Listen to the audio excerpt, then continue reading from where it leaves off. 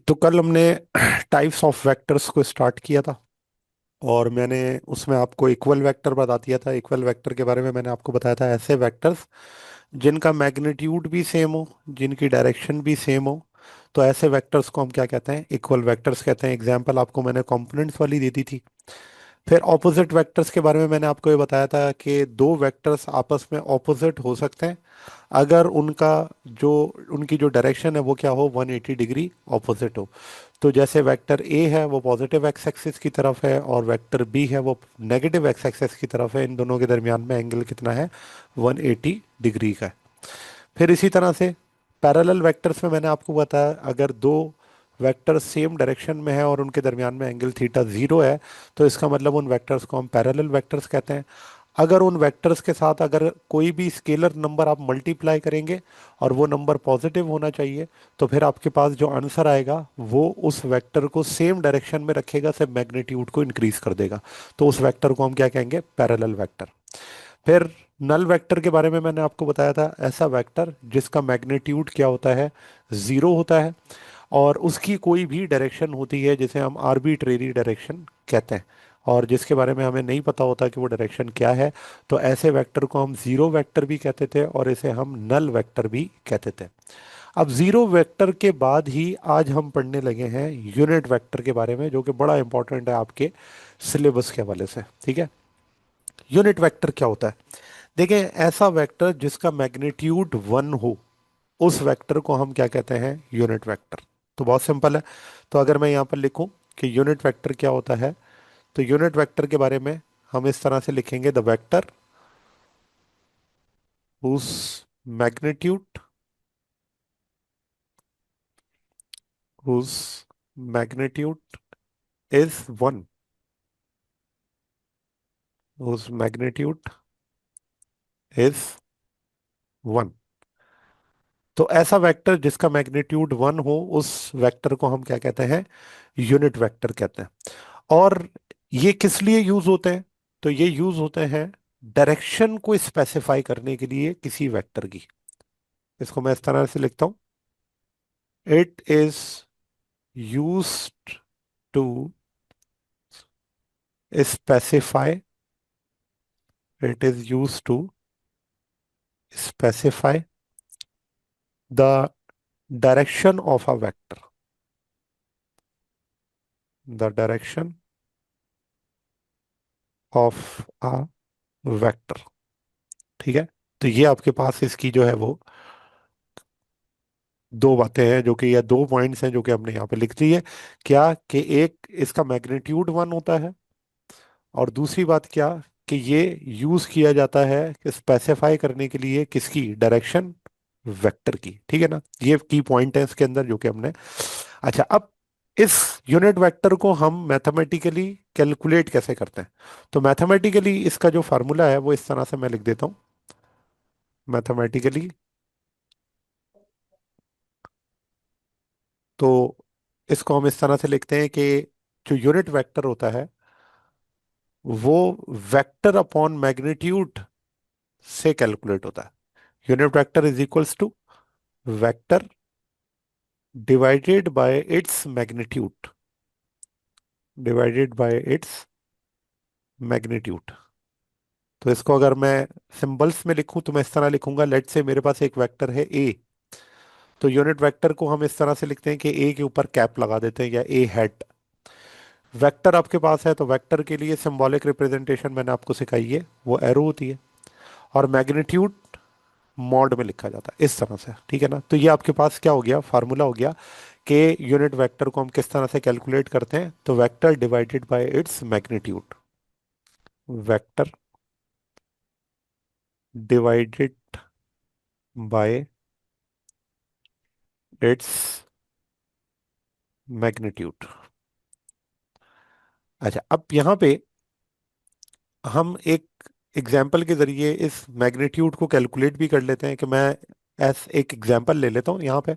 और एग्जाम्पल से आपको समझ आ जाएगा कि हम कैसे यूनिट वेक्टर जब पेपर के अंदर आएगा तो कैलकुलेट करेंगे। ठीक है, एग्जाम्पल ये है कि मेरे पास एक वेक्टर है ए और उस वेक्टर को इस तरह से लिखा हुआ है 3i माइनस जे और +2k।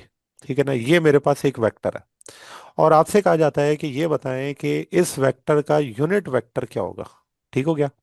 अब यूनिट वेक्टर फाइंड आउट करने के लिए हम क्या करते हैं, इसको सॉल्व करते हैं। और जब हम इसे सॉल्व करेंगे तो फार्मूला हम वही लगा देंगे, वेक्टर अपॉन मैग्नीट्यूड। अब देखें, वेक्टर तो आपको गिवन है। अगर मुझे इसका मैग्नीट्यूड पता चल जाए तो मैं क्या कर सकता हूँ, इस मैग्नीट्यूड से इसको डिवाइड करके यूनिट वेक्टर फाइंड आउट कर सकता हूँ। तो मैं ऊपर सबसे पहले तो ये लिख दूंगा, 3i माइनस जे और +2k। तो ये मैंने क्या किया कि वेक्टर ए लिख दिया। और उसके बाद मैंने इसको डिवाइड कर दिया इसके मैग्नीट्यूड से। तो जब हम इसके मैग्नीट्यूड से डिवाइड करेंगे तो मैग्नीट्यूड कैसे लिखते हैं? मैग्नीट्यूड लेने का तरीका ये होता है कि जो भी आपके पास कंपोनेंट्स है ना, जैसे एक कंपोनेंट है 3, यहाँ कुछ नहीं है तो क्या है 1, और यहाँ क्या है 2। ठीक है ना, याद रखें, जहाँ कुछ नहीं होता तो वहाँ क्या होता है 1 होता है। तो इन मैग्नीट्यूड्स का आपने क्या करना होता है, स्क्वायर करके लिखना होता है मैग्नीट्यूड लेने के लिए। तो ये हो जाएगा 3 का स्क्वायर प्लस ये हो जाएगा -1 का स्क्वायर प्लस ये हो जाएगा 2 का स्क्वायर। ठीक है ना, ये होता है मैग्नीट्यूड लेने का तरीका। आपने आई जे के को नहीं लिखना क्योंकि वो तो यूनिट वेक्टर है, उनका तो आंसर 1 होता है। ठीक है ना, तो ये कंपोनेंट्स हो गए उस वेक्टर के जो कि हमने उसका मैग्नीट्यूड यहाँ पे लिख दिया। अच्छा, अब इसको फर्दर क्या कर लें, सॉल्व कर लें। सिंप्लीफाई करने का क्या तरीका है, unit vector is equals to 3i minus J और 3i - j और +2k। इसको आप डिवाइड कर देते हैं। तो जब आप इसे सॉल्व करेंगे तो 3 का स्क्वायर हो जाएगा 9, -1 का स्क्वायर +1 और +2 का स्क्वायर 4। 9 1 4 कितना हो जाएगा 14। तो ये आपके पास आ गया 3i - j +2k और रूट में आपके पास आंसर आ गया 14। अब इस यूनिट वेक्टर को लिखने का तरीका ये है कि आप इसको इस तरह लिख सकते हैं कि 3 √14 से डिवाइड हो रहा है, तो हम इस तरह लिखेंगे 3 √14 और ये है आई की वैल्यू। इसी तरह -1/√14 जे और +2/√14 और ये आपके पास क्या हो गया के हो गया। ठीक है ना, तो ये हमने क्या कर लिया, ये हमने कैलकुलेट कर लिया इसका मैग्नीट्यूड। ते हम कैसे जो यूनिट वेक्टर है उसको फाइंड आउट कर सकते हैं। ठीक है ना, अब ये हमने इन इन द फॉर्म ऑफ क्या लिया है कि आपने इसको डिवाइड करके लिख दिया। अब इस डिवीजन का भी अगर आपको क्या चाहिए, या ये जो आपके पास आई जे के लिखा हुआ है इसका अगर आपने मैग्नीट्यूड फाइंड आउट करना है, ठीक है ना, यूनिट वेक्टर का मैग्नीट्यूड फाइंड आउट करना है, तो वो आप कैसे फाइंड आउट करेंगे? तो उसके लिए हम ये कर सकते हैं कि इसको दोबारा से क्या करें, अंडर रूट में रख के सॉल्व करते हैं। तो ये भी मैं आपको सॉल्व करके बता देता हूँ कि लेट से मेरे पास ये वेक्टर है और इसका मैं क्या ले रहा हूँ मैग्नीट्यूड। तो मैग्नीट्यूड के लिए हम क्या करते हैं, मॉड लेते हैं, यानी यूनिट वेक्टर का मैग्नीट्यूड। तो कैसे लेते हैं, मैंने कहा अंडर रूट में आपने जितने कंपोनेंट्स हैं उन कंपोनेंट्स का क्या कर देना है, स्क्वायर कर देना है। तो यहाँ पे हमारे पास कंपोनेंट कौन कौन सा है, ये है 3/√14, 1/√14 एंड 2/√14। इसको आपने क्या करना है, इसके अंदर पुट करना है और इनका स्क्वायर ले लेना है। तो मैं पुट कर देता हूँ 3/√14 और इसका स्क्वायर प्लस -1/√14 इसका स्क्वायर प्लस 2/√14 और इसका स्क्वायर। ठीक है, अब इसको फर्दर हम सॉल्व कर लेते हैं। तो ये आपके पास हो जाएगा √3 का स्क्वायर 9 और 14 से रूट हट जाएगा तो ये आ जाएगा 9/14। इसी तरह माइनस का स्क्वायर प्लस हो जाएगा, 1 का स्क्वायर 1 होता है और 14 एज इट इज आ गया। रूट कैंसिल होने के बाद 2 का स्क्वायर 4, रूट से स्क्वायर कैंसिल होगा तो यहाँ आ जाएगा 14। ठीक है, अब आप इसको क्या करें, नीचे एलसीएम ले लें इसका। तो एलसीएम क्या आ जाएगा, 14 आ जाएगा। 14 आने के बाद 9 +1 +4 और ये आपके पास क्या है अंडर रूट में। 9 + 1 10, 10 और 4 क्या हो जाएगा, 14। तो आप देखें 14 ÷ 14 कैंसिल होगा, तो क्या इसका मैग्नीट्यूड 1 नहीं आ गया? और यही बात मैंने आपसे कही थी ना, कि जो यूनिट वेक्टर होता है उसका मैग्नीट्यूड क्या होता है, 1 होता है। और ये बात मैंने आपको प्रूव कर दी थी, किस तरह से यूनिट वेक्टर का मैग्नीट्यूड 1 होता है, हमने इसको सॉल्व करके यहाँ पे देख लिया। ये क्लियर हो गई बात? और ये क्या होता है, यहाँ डायरेक्शन बताने पे के लिए इस्तेमाल होता है। जी बोले। देख, यहाँ पे आपने ये जो इसका ए का यूनिट वेक्टर निकाला था, तो नीचे आपने उसको प्रूव किया है कि इसका हाँ हाँ हाँ। वन आता आंसर। जी जी बिल्कुल, ठीक। ये आपके पास प्रूफ है कि ठीक है। हम जो ऊपर डेफिनेशन पढ़कर आए थे, वो डेफिनेशन यही थी ना कि यूनिट वेक्टर ऐसा वेक्टर होता है जिसका मैग्नीट्यूड 1 होता है। तो मैग्नीट्यूड फिर वन। मैंने यूनिट वेक्टर फाइंड आउट किया, ये आपके पास यूनिट वेक्टर है, ठीक है ना। फिर इस यूनिट वेक्टर का मैंने क्या ले लिया, मैग्नीट्यूड, और वो मैग्नीट्यूड किसके बराबर आ गया, 1 के। जबकि ये जो आई जे के की फॉर्म में यूनिट वेक्टर था, ये क्या बता रहा था, ये आपको डायरेक्शन के बारे में बता रहा था, ठीक है। अच्छा, अब नेक्स्ट हमारे पास जो है वो है ऑर्थोगोनल यूनिट वेक्टर। अब ऑर्थोगोनल यूनिट वेक्टर्स क्या होते हैं, मुझे समझ आ गई है। ऐसे यूनिट वेक्टर्स जो एक दूसरे के क्या हो, परपेंडिकुलर हो, उन वेक्टर्स को हम ऑर्थोगोनल यूनिट वेक्टर्स कहते हैं। जैसे एग्जांपल में लिख देता हूं कि हमारे पास जो आई होता है, जे होता है, एंड के होता है, इन वेक्टर्स को हम क्या कहते हैं, they are called orthogonal.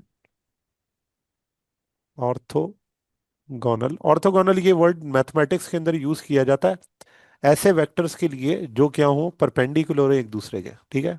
Orthogonal unit vectors, unit vectors.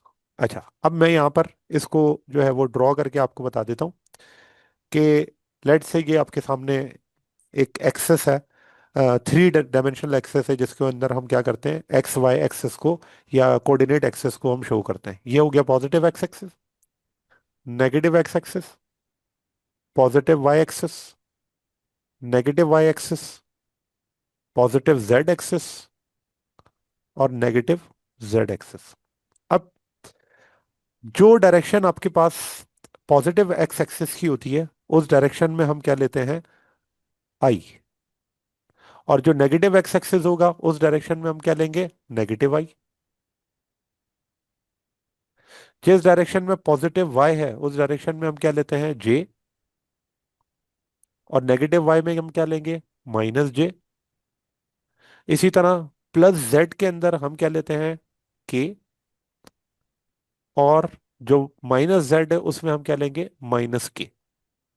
अब अगर आप देखें कि ये जो आई जे के हैं, यहां पर आई है, ये जे है, और ये के है, ये सारे के सारे एक दूसरे के क्या हैं, परपेंडिकुलर है, ठीक है ना। अब 3 डायमेंशनल पिक्चर नहीं है, वरना आपको ये बात पता चलती। जैसे आई और जे के दरमियान में तो आपको एंगल नजर आ रहा है ना, ये 90 है, ठीक है। तो सोचे कि ये जो आपके पास जेड वाला एक्सिस है ना, ये स्क्रीन से अगर बाहर आ रहा है, तो अगर स्क्रीन से बाहर आ रहा है तो मुझे बताएं कि ये भी तो एंगल 90 है ना, यहाँ से यहाँ तक, ठीक है ना। इसी तरह से बाकी वेक्टर्स को भी अगर आप देखें तो वो भी आपके पास क्या होंगे, 90 होंगे। तो इसका मतलब कोई से भी दो वेक्टर्स के दरमियान आप एंगल देखेंगे, वो एंगल आपको क्या मिलेगा, 90। इसी वजह से इन्हें हम क्या कहते हैं, orthogonal unit vectors, because they are perpendicular to each other, ठीक है ना। तो ये आपके पास ऑर्थोगोनल यूनिट वेक्टर्स कहलाते हैं। फिर आता है जी पोजीशन वेक्टर। पोजीशन वेक्टर क्या होता है, ऐसा वेक्टर जो डिस्क्राइब करने के लिए यूज होता है किसकी, लोकेशन, पार्टिकल की location with respect to origin. इस बात को मैं यहां पर लिख देता हूं कि a vector, a vector which describes which describes the location,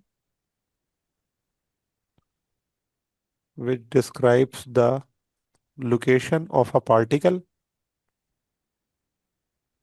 of a particle with respect to,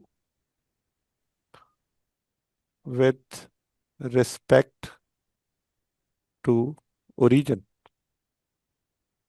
ठीक है, विद रिस्पेक्ट टू ओरिजिन। अब देखो इसको मैं ड्रॉ करके भी बता देता हूँ कि लेट से मेरे पास एक कोऑर्डिनेट एक्सिस है, और वो कोऑर्डिनेट एक्सिस क्या है, एक्स एक्सिस और वाई एक्सिस, ठीक है ना। ये दोनों क्या है, पॉजिटिव है। तो मैं एक पॉइंट की पोजीशन यहां पर लोकेट करना चाहता हूं, ये पोजीशन, ये पॉइंट है पी। अब इस पी पॉइंट को पॉइंट आउट करने के लिए मैं जब वेक्टर ड्रॉ करूंगा तो ओरिजिन से ड्रॉ करूंगा। ओरिजिन पे एक्स और वाई क्या है, जीरो। देखो यहां पर भी एक्स जीरो है और वाई भी क्या है, जीरो है। क्यों? क्योंकि यहीं से तो आपने स्टार्ट करना है, लोकेट करना, ठीक है ना। तो अब यहां पर मैं क्या करता हूं, एक वेक्टर ड्रॉ कर देता हूं। तो ये वेक्टर आपके पास पी पॉइंट की तरफ जा रहा है इस तरह से, ठीक हो गया। अब ये जो मैंने वेक्टर यहां पर ड्रॉ किया है ना, ये किस लिए ड्रॉ किया है, इस पी पॉइंट को आइडेंटिफाई करने के लिए कि इसकी पोजीशन क्या है। तो वो वेक्टर जो पी पॉइंट की पोजीशन को लोकेट करेगा, उस वेक्टर को हम क्या कहेंगे, पोजीशन वेक्टर कहेंगे, ठीक है ना। ये क्या है, यस। Position vector. और ये कहां से मैंने ड्रॉ किया है, ओरिजिन से। तो विद रिस्पेक्ट टू ओरिजिन मैंने इसकी क्या कर दी, पोजीशन आपको क्या कर दी, आइडेंटिफाई कर दी। इस वजह से इसे हम क्या कहते हैं, पोजीशन वेक्टर। अच्छा, और इसको हम डिनोट किससे करते हैं, सिंबल है आर, ऊपर क्या लगा दें, एरो। और लिखेंगे कैसे, अब पी पॉइंट पे अगर आप देखें तो पी पॉइंट पर आपको एक्स एक्सिस भी गिवन है, और पी पॉइंट पर आपको वाई एक्सिस भी गिवन है, ठीक है ना। अब एक्स एक्सिस का मतलब मैं कह देता हूं कि ये अगर फॉर एग्जांपल ए है और वाई एक्सिस अगर बी है, तो फिर मैं यहां पर इसकी जो पोजीशन कोऑर्डिनेट्स है वो क्या लिख सकता हूं, तो मैं इस तरह लिखूंगा कि पोजीशन वेक्टर बराबर है ए आई प्लस बी जे, ठीक है ना। तो ये आपको बता रहा है कि पोजीशन वेक्टर के कोऑर्डिनेट्स क्या है। एक्स एक्सिस में वो कोऑर्डिनेट ए है और वाई एक्सिस में वो कोऑर्डिनेट क्या है, बी है। जो आपको क्या बता रहे हैं, आपको वो पी पॉइंट की पोजीशन क्या कर रहे हैं, बता रहे हैं। और उसके लिए आपने क्या कर दिया, वेक्टर ड्रॉ कर दिया। यहां तक क्लियर है बात। यस। सोचो अगर यही काम हमें थ्री डायमेंशनल के लिए करना पड़े, तो फिर हम उसे किस तरह से करेंगे। तो ये देखें, लेट से अब मैं थ्री डायमेंशनल के लिए ड्रॉ करता हूं इसको, और फिर हम इसी तरह से पोजीशन को क्या करेंगे, डिस्क्राइब करेंगे। तो ये मेरे पास एक्स एक्सिस और वाई एक्सिस हो गया, और तीसरा एक्सिस जेड एक्सिस है, जो कि मैं यहाँ ड्रॉ कर देता हूँ। ठीक है, ये तीन एक्सिस हो गए, एक्स एक्सिस, वाई एक्सिस, और ये जेड एक्सिस। अब मैंने एक पॉइंट की पोजीशन को यहाँ पे क्या करना है, आइडेंटिफाई करना है। और ये जो पॉइंट है ना, ये स्पेस में है। क्यों? क्योंकि यहाँ पे तीन एक्सिस यूज हो रहे हैं, एक्स भी है, वाई भी है, और ये जेड भी है। अब मैं अगेन क्या करूंगा, एक वेक्टर ड्रॉ करूंगा, जो वेक्टर क्या करेगा, इस पोजीशन की या इस पी पॉइंट की पोजीशन को क्या करेगा, लोकेट करेगा। तो मैंने क्या कर दिया, एक वेक्टर ड्रॉ कर दिया, ठीक है। और ये वेक्टर आपके पास क्या है, पोजीशन वेक्टर है। और पोजीशन वेक्टर को हम डिनोट करते हैं किससे, आर से। अब इसके पोजीशन कोऑर्डिनेट्स में क्या लिखूंगा, तो मैं इस तरह लिखूंगा आर। तो अब इस आर को अगर हम देखें तो ये कितना आपके पास जो है वो एक्स एक्सिस में दूर है, कितना वाई एक्सिस में दूर है, और कितना जेड एक्सिस के अंदर दूर है, ये हम क्या कर सकते हैं, इसको कैलकुलेट कर सकते हैं। लेट से मैं कह देता हूँ एक्स एक्सिस ये पोजीशन है, वाई एक्सिस ये पोजीशन है। तो एक्स एक्सिस के अंदर ये है ए पॉइंट, वाई एक्सिस में ये है बी पॉइंट। अब जेड एक्सिस में अगर आप देखें तो इसका मतलब ये है कि ये एयर में होना चाहिए, ठीक है ना, यानी स्क्रीन से बाहर। और इस पॉइंट को मैं कह देता हूँ ये आपके पास क्या है, सी पॉइंट, ठीक है ना। जो कि ये क्या कर रहा है, पोजीशन सी एक्स या जेड एक्सिस के अंदर शो कर रहा है। तो मैं इसको कैसे लिखूंगा, मैं इस तरह लिखूंगा ए आई प्लस बी जे प्लस सी के। तो ये जो मैंने इसके पोजीशन कोऑर्डिनेट्स लिखे, इन पोजीशन कोऑर्डिनेट से ही आपको नजर आ रहा है कि आई एक्स को शो कर रहा है, जे वाई को शो कर रहा है, के जेड को शो कर रहा है, और ये तीन एक्सेस ये शो कर रहे हैं कि आपने जो पोजीशन आइडेंटिफाई की है विद रिस्पेक्ट टू ओरिजिन वो थ्री डायमेंशनल है, जीरो जीरो जीरो। ओरिजिन से ड्रॉ हुआ हुआ ना। तो पोजीशन वेक्टर के लिए ये बात कंफर्म है कि जो चीज भी आप ड्रॉ करेंगे या जो वेक्टर भी आप ड्रॉ करेंगे, उसको आपने ड्रॉ कहाँ से करना है, ओरिजिन से करना है। तो विद रिस्पेक्ट टू ओरिजिन जो वेक्टर ड्रॉ होगा, किसी पॉइंट की पोजीशन लोकेट करने के लिए उसे हम क्या कहते हैं, पोजीशन वेक्टर कहते हैं। क्लियर है बात। यस। अच्छा, अब इससे रिलेटेड पेपर में पोजीशन वेक्टर का क्वेश्चन किस तरह से आ सकता है, देखें। लेट से अब क्योंकि थ्री डायमेंशनल का जो क्वेश्चन होता है ना वो मुश्किल होता है, पेपर के अंदर थ्री डायमेंशनल के क्वेश्चन नहीं पूछे जाते। वजह क्या है, वजह ये है कि उसकी डायग्राम ही नहीं बना के दे सकते, वो थ्री डायमेंशन की डायग्राम कैसे बना कर देंगे। इसलिए ये बात तो कंफर्म हो गई कि थ्री डायमेंशनल वाला जो क्वेश्चन है वो आपको ये सॉल्व करने के लिए नहीं देगा, बल्कि क्या देगा, हो सकता है टू डायमेंशनल का क्वेश्चन दे दे और उसके अंदर आपको पोजीशन वेक्टर निकालने के लिए दे दे, और उसका मैग्नीट्यूड और आप जो उसकी डायरेक्शन है वो क्या करें, आप कैलकुलेट करें। तो मैं आपको बताता हूँ। लेट्स से कि मेरे पास है एक एक्सेस एक्स और एक एक्सेस है वाई। तो दो एक्सेस हैं, तो इसका मतलब ये है कि ये टू डायमेंशनल मोशन है और ये प्लेन में ड्रॉ होगा। तो अब मैं यहाँ पे ये करता हूँ कि मेरे पास दो पोजीशन है, एक पोजीशन ए और ये पोजीशन चेंज होके क्या हो गई बी। इसका मतलब पहले वो बॉडी ए पर थी, तो अगर ए पर थी तो इसका मतलब उसका जो पोजीशन वेक्टर होगा वो मैं ड्रॉ करूंगा ओरिजिन से, और उस ओरिजिन से इस पोजीशन वेक्टर को मैंने शो कर दिया, वो है ए। फिर पोजीशन चेंज होके कहाँ पर आ गई बी पर, तो अब मुझे दोबारा से ड्रॉ करना पड़ेगा, और ये आपके पास पोजीशन क्या हो गई बी। ठीक है ना। अच्छा, दोनों का स्टार्टिंग पॉइंट सेम है, ओरिजिन 0 0 से हमने शो किया। जब ये ए पॉइंट पर था तो पोजीशन वेक्टर R1 था, और जब ये बी पॉइंट पर था तो पोजीशन वेक्टर R2 था। ठीक है ना। अब दो पोजीशन वेक्टर है, और वजह क्या है, क्योंकि यहां पर क्या हो गया, पोजीशन क्या हो गई, चेंज हो गई। अब इस पोजीशन के चेंज को अगर मैं देखूं कि किस तरह से इसकी पोजीशन चेंज हुई है, तो उसके लिए मैं क्या करूंगा, मैं एक वेक्टर ड्रॉ करूंगा जो वेक्टर हमें ये बताएगा कि इसमें कितना डिस्प्लेसमेंट हुआ है। ठीक है ना। और डिस्प्लेसमेंट को हम किससे शो करते हैं, डी से शो करते हैं। डिस्प्लेसमेंट चेंज इन पोजीशन को कहते हैं, डिस्प्लेसमेंट, डिस्प्लेसमेंट। ठीक है। ये क्या कहलाता है, चेंज इन पोजीशन। तो आपकी जो पोजीशन थी वो पहले ए पर थी, और उसके बाद फिर आपने उसको चेंज करके कहाँ पे ले आया, बी पर। तो हमने दो पोजीशन वेक्टर ड्रॉ कर लिए। अब अगर हमने ये कैलकुलेट करना है कि इसका जो डिस्प्लेसमेंट है वो क्या होगा, तो लेट से मैं यहाँ पर कुछ वैल्यूज पहले डिफाइन कर देता हूँ कि ए पॉइंट पर जो आपके पास वैल्यू है कोऑर्डिनेट्स की, वो क्या क्या है। ठीक है ना। तो आपको भी पेपर के अंदर वो कोऑर्डिनेट्स जो होंगे वो ऐसे देगा। ठीक है। तो मैं यहाँ पर जो है वो किसी स्पेसिफिक ब्लैक से लिख देता हूँ। अच्छा जी। तो अब देखें ए पॉइंट के ऊपर, लेट से इसकी वैल्यू है 3। मैं कोई भी नंबर ले लेता हूँ, ठीक है ना, नंबर से सॉल्व करना ज्यादा आसान होता है। अच्छा, और इस ए पोजीशन की वाई एक्सिस पे कोऑर्डिनेट क्या है, 6। ठीक है। इसी तरह जब पोजीशन चेंज हुई, तो पोजीशन चेंज होने में एक्स में कितनी पोजीशन चेंज हुई, तो हम कह देते हैं कि ये पोजीशन चेंज हो गई 8। और वाई एक्सिस के अंदर जब ये बी पॉइंट पर आया तो पोजीशन चेंज हो गई और ये हो गई 3। सही है ना। तो ये मैंने कुछ नंबर्स अपने पास से क्या कर दिए, डिफाइन कर दिए। तो अब मैं यहाँ पर क्या करता हूँ, इन नंबर्स की बेस पे इन कोऑर्डिनेट्स को लिख भी देता हूँ। तो जब आपके पास है ए, तो ए के जो आपके पास कोऑर्डिनेट्स हैं वो क्या क्या हैं, तो उसे हम किस तरह से लिखते हैं कि हमारे पास वेक्टर या ए जो पॉइंट है उस पॉइंट के ऊपर जो आपके पास कोऑर्डिनेट्स हैं वो हैं 3i प्लस 6j। सही है ना। ये देखें, ये है 3 और ये है 6।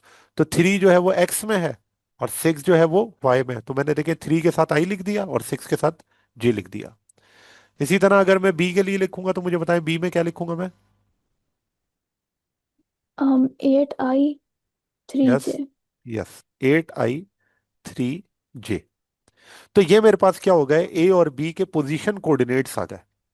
अब इन पोजीशन कोऑर्डिनेट्स को मैं किस तरह लिख देता हूँ, क्योंकि पोजीशन को हम आर से रिप्रेजेंट करते हैं, तो यहाँ पर हमारे पास ये आर ए हो जाएगा और इसको मैं कह देता हूँ आर बी।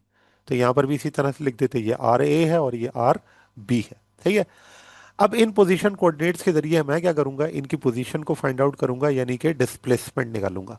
तो डिस्प्लेसमेंट निकालने का तरीका ये है कि पोजीशन फाइनल कौन सी है, बी। इनिशियल कौन सी है, ए।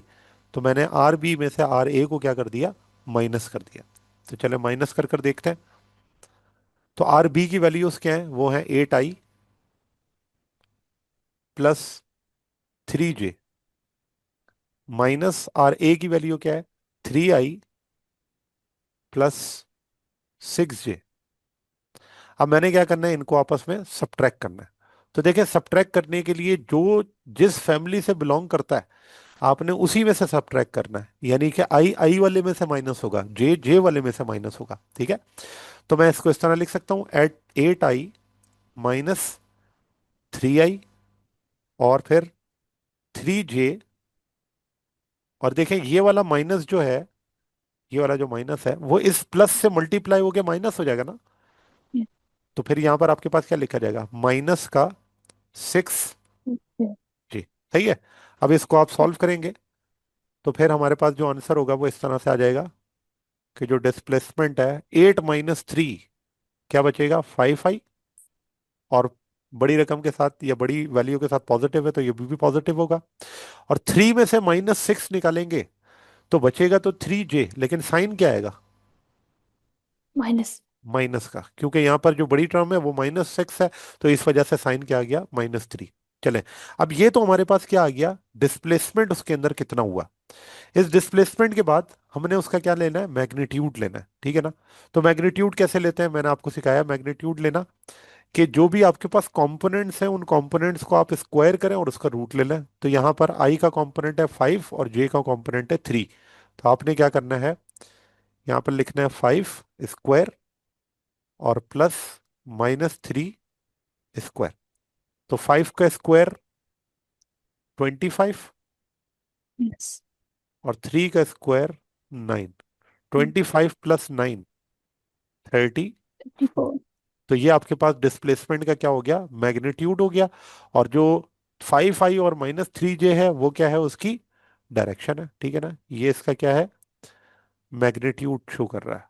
और ये जो 5i -3j है वो इसका क्या शो करेगा, डायरेक्शन, कि वो किस डायरेक्शन के तरफ। बल्कि डायरेक्शन के लिए हम क्या करते हैं, एंगल्स को भी कैलकुलेट करते हैं। वो क्योंकि अभी मैंने आपको सिखाया नहीं है, तो आगे जाके मैं आपको बताऊंगा कि इस 5i -3j से हमें डायरेक्शन कैसे पता चल रही है। वो हम एंगल कैलकुलेट करेंगे, जो कि आपका फार्मूला होता है टेंजेंट थीटा का, ठीक है ना। टेन थीटा बराबर होता है ना किसके, परपेंडिकुलर अपॉन बेस के। तो हमने वही फार्मूला अप्लाई करके इधर से डायरेक्शन को क्या करना है, फाइंड आउट करना है। यहां तक क्लियर हो गई बात। यस। चले, तो ये आपके पास टाइप्स ऑफ वेक्टर्स थे जो कि हमने क्या किए, डिस्कस किए। अब वो जो मैंने एंगल वाली बात आपको बताई उससे रिलेटेड अब हम आगे एक और चीज डिस्कस कर रहे हैं, और वो है रेजोल्यूशन ऑफ वेक्टर। आपकी बुक में कुछ पार्ट इसका भी इन्होंने डिफाइन किया हुआ है, लेकिन एज सच बहुत ज्यादा एक्सप्लेनेशन नहीं दी हुई है। लेकिन हम इसको समझ लेते हैं अच्छे तरीके से, इतना कोई मुश्किल नहीं है। रेजोल्यूशन का मतलब होता है स्प्लिटिंग। जब आप कहते हैं ना किसी वेक्टर को आप रिजॉल्व कर रहे हैं, इसका मतलब यह है कि आप उसको क्या कर रहे हैं, स्प्लिट कर रहे हैं, किसमें, उनके कंपोनेंट्स के अंदर। तो हम यहाँ पर लिखते हैं रेजोल्यूशन ऑफ वेक्टर के बारे में कि a process of a process of splitting a process of splitting up a vector into into its parts और components। तो एक ऐसा प्रोसेस जिसके अंदर आप वेक्टर के, जो वेक्टर है उसको उसके पार्ट्स या फिर उसके कंपोनेंट्स के अंदर स्प्लिट कर देते हैं, इस प्रोसेस को हम क्या कहते हैं, रेजोल्यूशन ऑफ वेक्टर। और ये जो कंपोनेंट है ये एक्चुअली स्प्लिटेड पार्ट्स ही कहलाते हैं। ये जो स्प्लिटेड पार्ट्स हैं, यानी कि किसी भी वेक्टर को अगर आपने पार्ट्स में स्प्लिट कर दिया है तो वो जो उसके स्प्लिटेड पार्ट्स होंगे वो आपके पास कंपोनेंट्स कहलाते हैं उस वेक्टर के, ठीक है।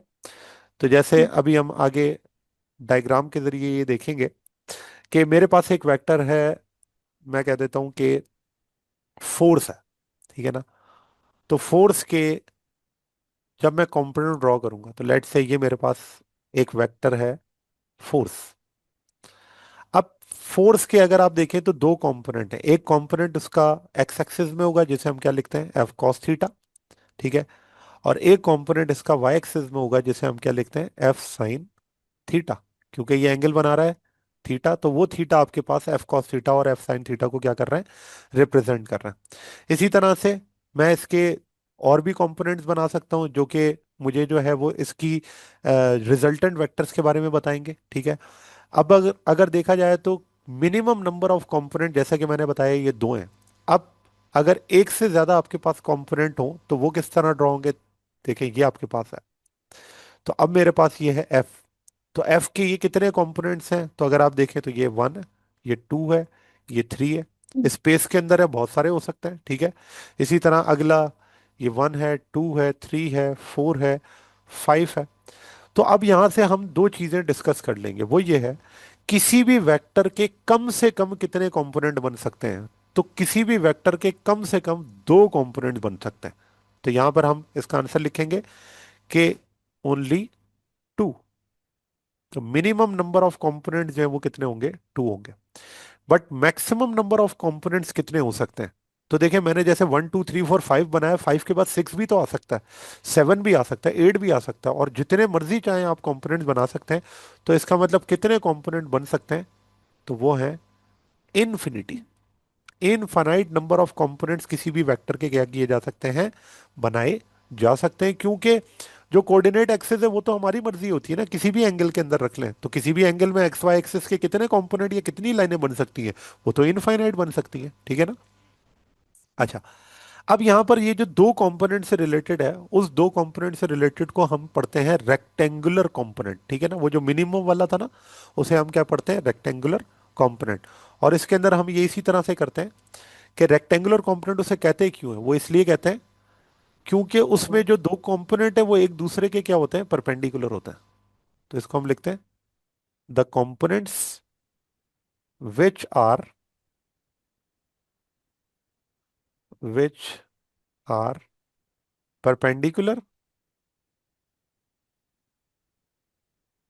विच are perpendicular to each other, perpendicular to each other. तो इनको हम रेक्टेंगुलर कंपोनेंट इसलिए कहते हैं क्योंकि इनके जो कंपोनेंट्स हैं वो आपस में एक दूसरे के क्या होते हैं?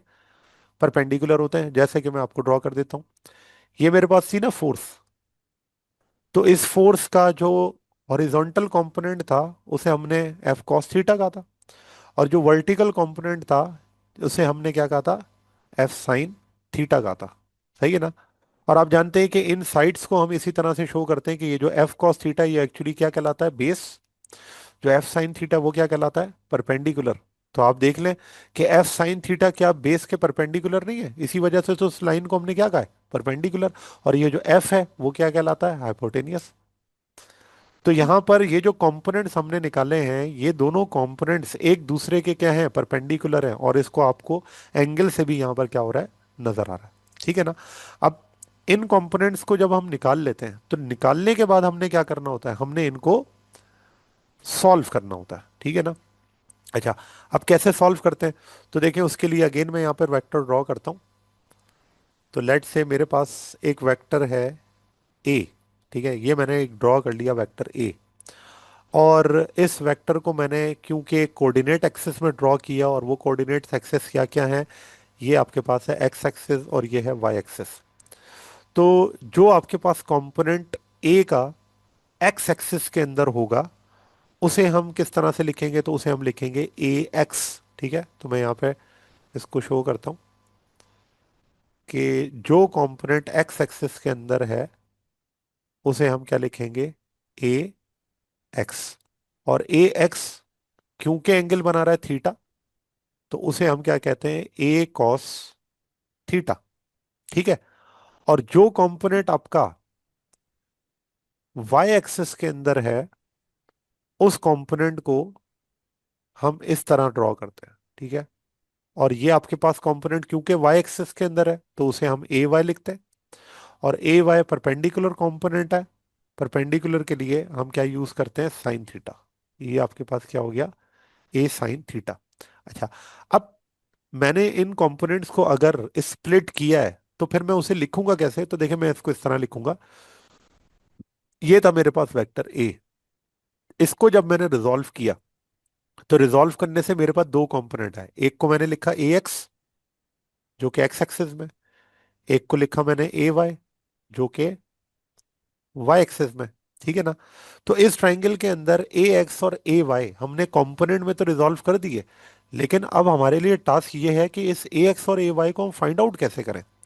क्योंकि अगर ये फाइंड आउट होगा तभी तो हम ए तक पहुंचेंगे ना। किसी भी वेक्टर को सॉल्व करने के लिए दो चीजें रिक्वायर्ड होती हैं, ठीक है। और वो दो चीजें क्या है, मैग्नीट्यूड और डायरेक्शन। तो अगर हमें ये दो चीजें पता चल गए, इसका मतलब ये है कि हमारा वेक्टर सॉल्व हो गया। और हमने इसको रिजॉल्व किया क्यों है, हम वेक्टर ही तो जानना चाहते हैं, इसी वजह से हमने इसको क्या कर लिया, रिजॉल्व। अब अगर आप देखें कि ये जो डायग्राम मैंने बनाई है, इस डायग्राम के अंदर आपको तीन साइड्स नजर आ रही हैं, जो कि मैंने ऊपर भी बताई, कि ये वाली साइड बेस है, ये वाली साइड परपेंडिकुलर है, और ये वाली साइड जो है वो क्या है, हाइपोटेनियस है।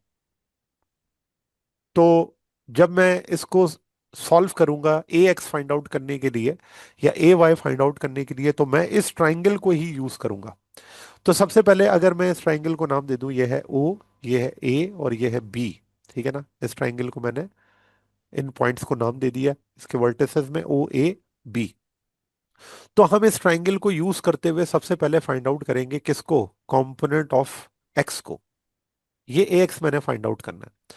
अब ए एक्स फाइंड आउट करने के लिए अगर देखा जाए तो ये जो थीटा है, ये जैसे जैसे चेंज हो रहा है, तो ए का जो प्रोजेक्शन है वो भी क्या हो रहा है, चेंज हो रहा है। इसका मतलब यहां पर दो चीजें जो रिलेट हो रही है ना आपस में, वो कौन कौन है, बेस और हाइपोटेनियस।